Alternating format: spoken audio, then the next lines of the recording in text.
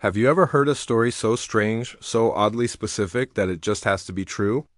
Today, we're journeying back in time to the winter of 1782, to a tiny, isolated hamlet nestled high in the Alps.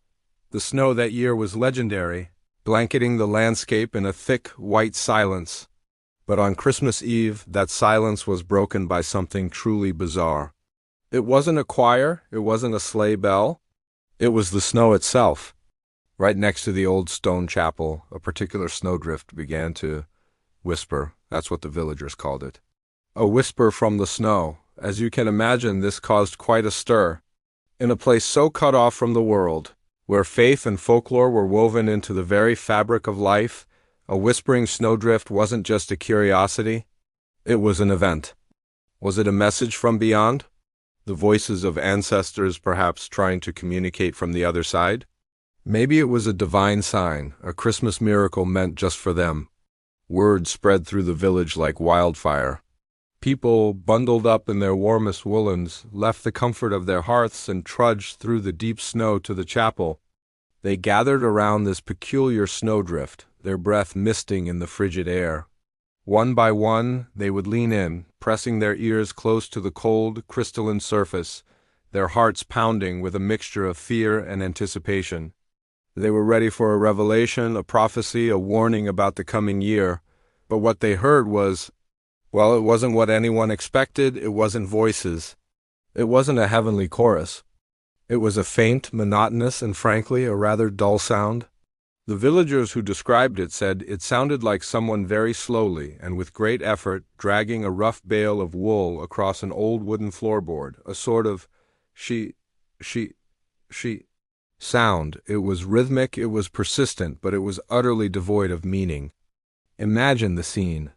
A line of hopeful villagers, each taking their turn to listen to the snow, only to stand up, look at their neighbors, shrug and say, well, it sounds like wool on wood to me. The mystery wasn't a profound spiritual experience.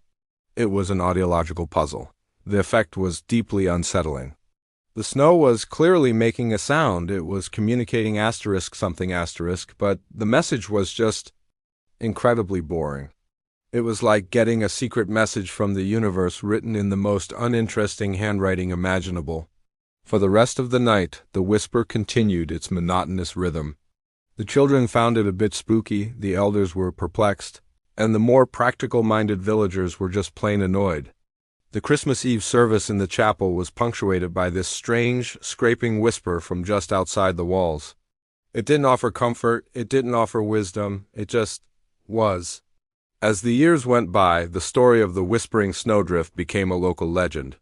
It was passed down from generation to generation, not as a tale of divine intervention, but as a wonderfully strange and anticlimactic event. The year the snow tried to speak and had absolutely nothing interesting to say, so what was really going on? What could make a snowdrift whisper? Historians and scientists who have looked into this quirky little piece of folklore have a much more rational, though no less fascinating, explanation. The most likely culprit was the wind. Think about the conditions. A remote alpine village, heavy snowfall, and, of course, wind. The snowdrift had likely formed over a unique feature on the ground. Perhaps it was a hollow log, a small crevice in the rock, or even an oddly shaped pile of firewood left near the chapel. As the wind blew across the top of the snowdrift, it would have created a change in air pressure. This phenomenon, known as the Aeolian effect, can cause air to be sucked through any small openings or hollows underneath the snow. If there was a hollow space beneath the drift, the wind moving over the surface would have pulled air through it, creating a sound. The texture of the snow itself, all those tiny interlocking ice crystals, would have acted as a sort of filter or resonator, the air being dragged through the hollow and rubbing against the rough. Crystalline structure of the snowpack could very easily produce a faint, scraping, or rustling sound. The description of wool being dragged across wood is actually a fantastic and very precise analogy for the kind of low-frequency, frictional sound this process would create. The reason it happened on Christmas Eve was likely just a coincidence of weather conditions. The wind speed and direction had to be just right to hit the snowdrift at the perfect angle to produce the sound. It wasn't a spirit, it was physics, it wasn't a message, it was meteorology. But does the scientific explanation make the story any less wonderful? I don't think so. In fact, it adds another layer to it. It shows us how our ancestors tried to make sense of a world they didn't fully understand. They didn't have terms like Aeolian effect or acoustic resonance. They had folklore, spirits, and the belief that the world around them was alive and capable of communicating. Their interpretation was born from their worldview, and it's a beautiful glimpse into their lives. The Whispering Snowdrift of 1782 remains one of history's charming little footnotes. A reminder that sometimes the universe makes noise not to deliver a profound message, but simply because the conditions are right. It's a story about expectation versus reality. The villagers were hoping for a miracle, and what they got was a peculiar natural phenomenon. But in the end, they still got a story worth telling for centuries. And that, in its own way, is a kind of magic. It makes you wonder, doesn't it?